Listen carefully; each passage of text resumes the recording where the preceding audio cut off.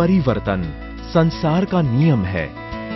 मानव जाति ने अपने जन्म से लेकर आज तक अनेकों परिवर्तन देखे हैं। चाहे वो सफर कच्चे कंदमूल के इस्तेमाल से लेकर पके हुए लजीज व्यंजनों तक हो, या फिर पैदल यात्रा से लेकर हवाई यात्रा तक का हो, आज भारतवासी खान पान में परिवर्तन हेतु नए नए स्वादिष्ट भोजन की चाह रखते हैं।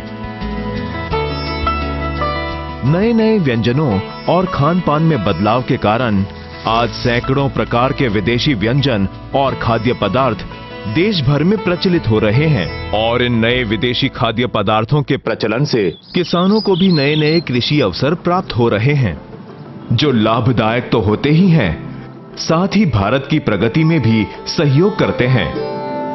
आज इस कड़ी में हम ऐसी ही एक नई तरह की सब्जी के बारे में बताएंगे जो भारत में नई है, पर बहुत तेजी से लोगों के दिलों में अपनी जगह बना रही है। आज हम बात करेंगे बॉक चॉय की।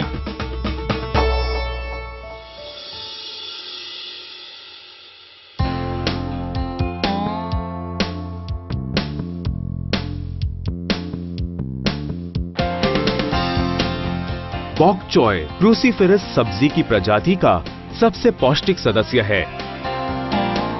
इस प्रजाति में बंद गोभी, फूल गोभी और सेलेरी इत्यादि भी शामिल हैं।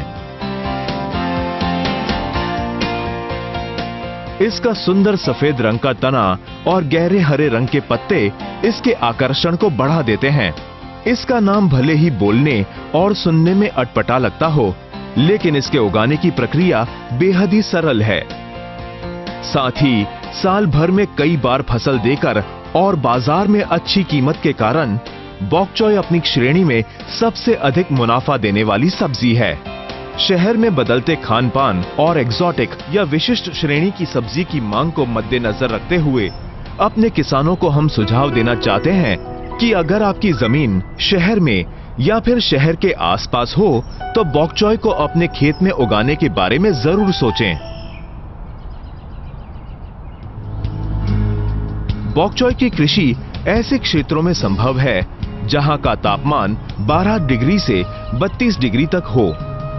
यदि बॉक चॉय को ठंडे क्षेत्र में लगाया जा रहा हो तो इस बात का जरूर ध्यान रखें कि पौधों को पर्याप्त मात्रा में धूप और रोशनी मिलती रहे, और यदि तापमान गर्म हो तो आंशिक छाया का प्रबंध करना अनिवार्य है।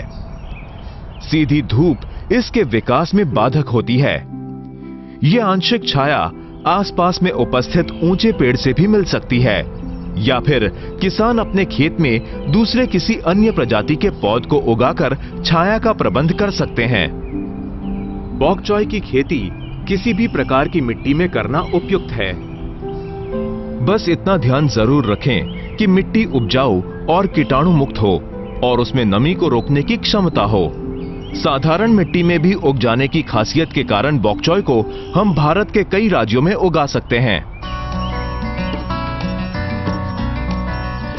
बॉक चॉय जो है बाहर से आई हुई है, एक सब्जी है जिसको चाइनीज कैबेज बोलते हैं। ये बाहर का भी है, लेकिन ये हमारे इधर जमीन में भी ये लगा सकते हैं आप। मिट्टी में जो अम्लता है, जो हम पीच से मेजर करते हैं, वो 6 और 7 के बीच में होना चाहिए। ज़्यादा अम्ल नहीं, ज़्यादा क्षारीय नहीं होना चाहिए, और इसमें पानी बिल्कुल रुकना नहीं चाहिए, लेकिन पानी उसमें होना चाहिए।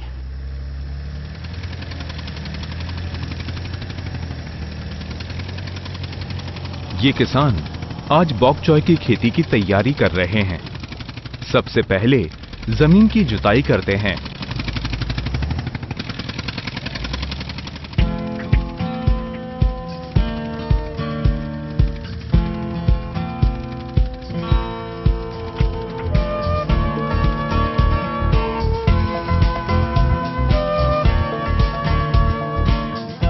कुछ क्षेत्र ऐसे होते हैं जहां ट्रैक्टर नहीं पहुंच पाते। वहां पारंपरिक तरीके यानी बैल और हल की मदद से खेतों को जोता जाता है। जब तक मिट्टी एकदम भुरभुरी ना हो जाए तब तक जुताई करनी चाहिए।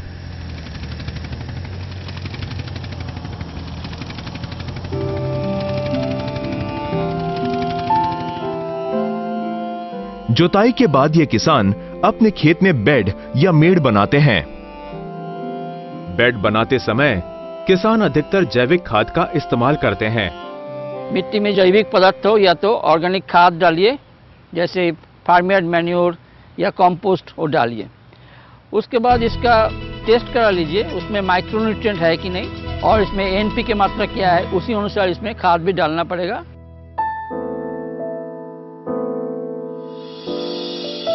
ये महिलाएं इस ट्रे के हर खाने में बीज लगा रही हैं।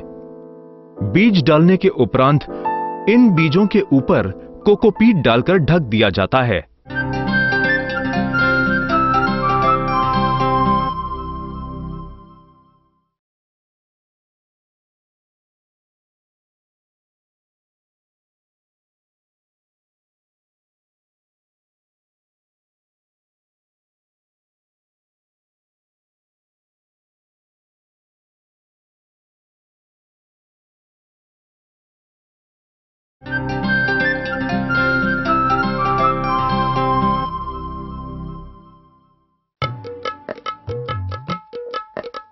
ज्यादातर किसान बॉक चॉय की खेती करने के लिए पौध को खुद ही तैयार करते हैं। इस प्रक्रिया में पहले खेत के एक छोटे हिस्से को अच्छे से खाद डालकर तैयार किया जाता है। यूरिया के छिड़काव के बाद इस खेत में कुछ इस तरह से बीज लगाए जाते हैं। इन नन्हे नन्हे बीजों को आपस में 1 उंगली की दूरी पर एक सीधी रेखा में लगा दिया जाता है। पंछी और हवा तथा जीव जंतु इन बीजों को नुकसान ना पहुंचाए, इसलिए बीज लगाने के तुरंत बाद ही इस टुकड़ी या क्यारी में अच्छे से पानी डाल दिया जाता है। इससे बॉक चॉय के बीजों का विकास आरंभ हो जाता है। 7 दिन के उपरांत ये बीज अंकुरित होकर छोटे छोटे पौधों में बदल जाते हैं।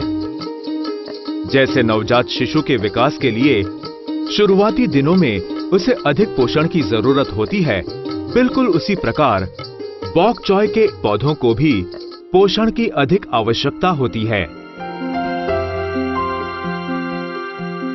इसीलिए ये किसान इस टुकड़ी से अनचाहे घास फूस की सफाई कर रहे हैं।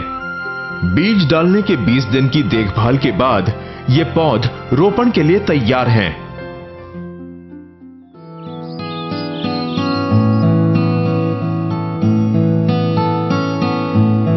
कुछ क्षेत्रों में वातावरण अनुकूल ना होने के कारण किसानों को बीज से पौध बनाने में समस्याएं आती हैं। ऐसे में किसान अगर कोशिश भी करे तो 40 से 50% बीज ही अंकुरित हो पाते हैं।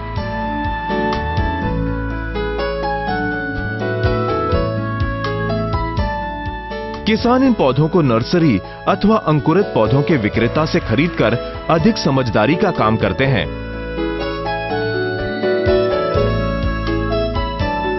नर्सरी में बीजों को पौधों का रूप दे दिया जाता है।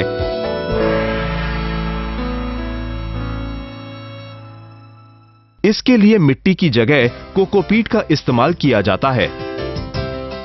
कोकोपीट नारियल के रेशे से बनाया गया एक तत्व है जो नमी को लंबे समय तक बरकरार रखता है।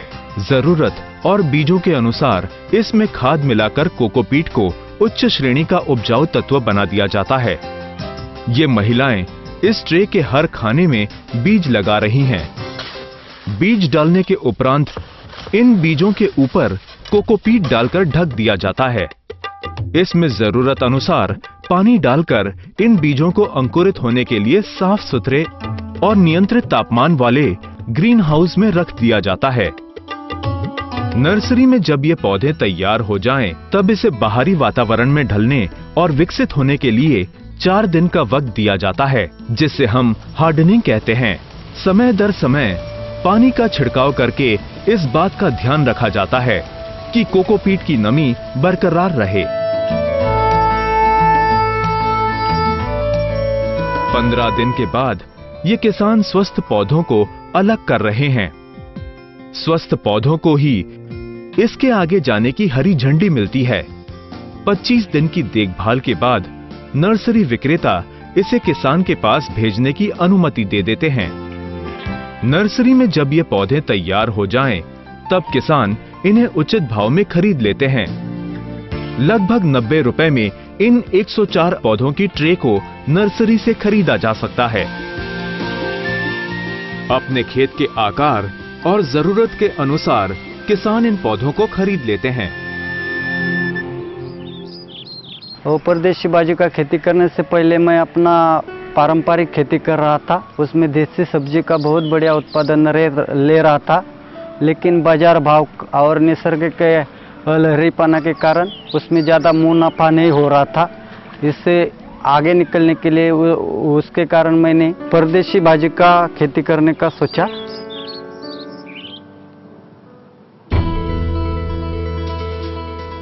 रोपण करने का तरीका सालों पुराना है। पहले पौध तैयार करना या नर्सरी में पौध लाकर उसको खेत में सही तरीके और सही दूरी पे लगाना एक बहुत ही महत्वपूर्ण चरण है बॉक चॉय की खेती के लिए।